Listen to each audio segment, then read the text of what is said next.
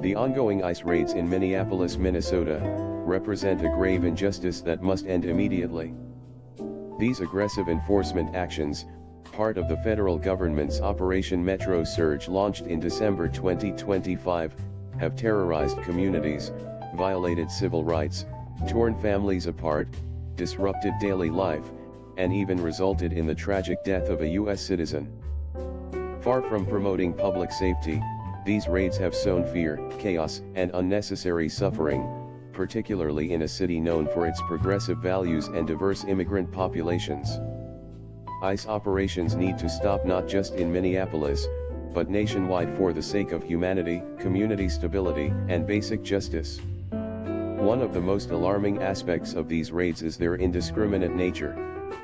ICE agents have targeted everyday public places where people gather for work or errands, such as Home Depot parking lots and car washes.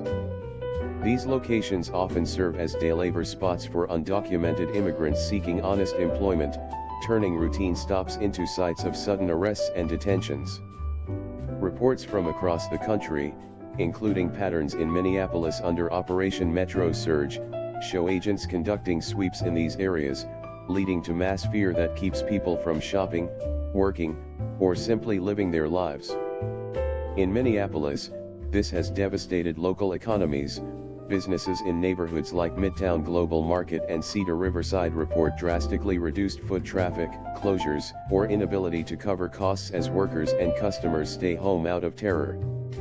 The fear is so pervasive that it has spilled over into broader disruptions, with schools shifting to remote learning, public events postponed, and community gatherings canceled or rescheduled due to safety concerns amid protests and unrest. The human cost is even more heartbreaking. These raids tear families apart, detaining parents and breadwinners while leaving many U.S. citizens without caregivers. While children under 13 are rarely the direct targets, the ripple effects are devastating. Households lose income, emotional trauma spreads, and communities fracture. Adults bear the brunt of the suffering, facing detention, deportation, or constant anxiety that prevents them from seeking medical care, sending kids to school, or participating in society. This pattern echoes earlier actions, such as the June 2025 raids in Los Angeles, where federal agents targeted workplaces in the fashion district and sites like Home Depot, sparking protests, states of emergency, and widespread outrage over family separations and community terror. The most egregious example in Minneapolis is the fatal shooting of Renee Nicole Good, a 37-year-old U.S. citizen, poet, mother, and community supporter, on January 7, 2026.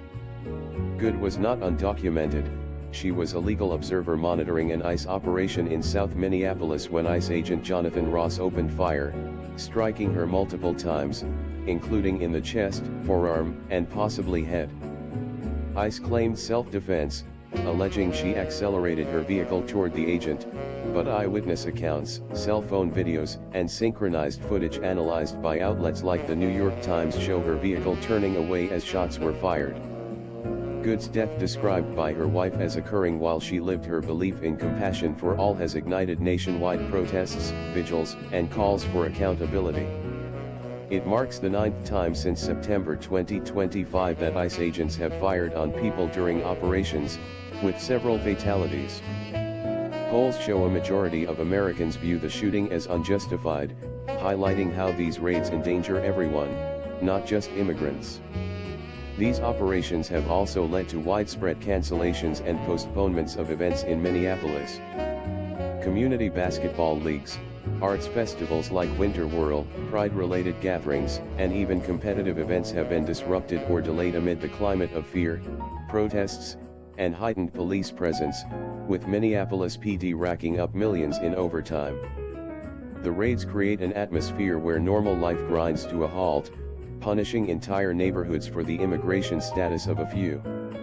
In stark contrast, places like Honolulu, Hawaii, have experienced far fewer intense raids. While Hawaii has seen some ICE arrests mostly targeted at individuals with criminal records or isolated actions on neighbor islands, the scale remains minimal compared to mainland cities like Minneapolis, Los Angeles, or Chicago. Hawaii's geographic isolation, smaller undocumented population, and more laid-back cultural approach seem to result in less aggressive federal focus, allowing communities to function without the same level of disruption and terror. ICE raids must end for good. They do not make communities safer, instead, they breed distrust, economic harm, and tragedy. Targeting public spaces, separating families, and endangering citizens like Renee could undermine the very values of fairness and compassion this country claims to uphold. Minneapolis, and the nation, deserve better: an end to militarized sweeps, respect for civil liberties, and policies that prioritize humanity over fear. Until these operations cease, the pain and division will only grow.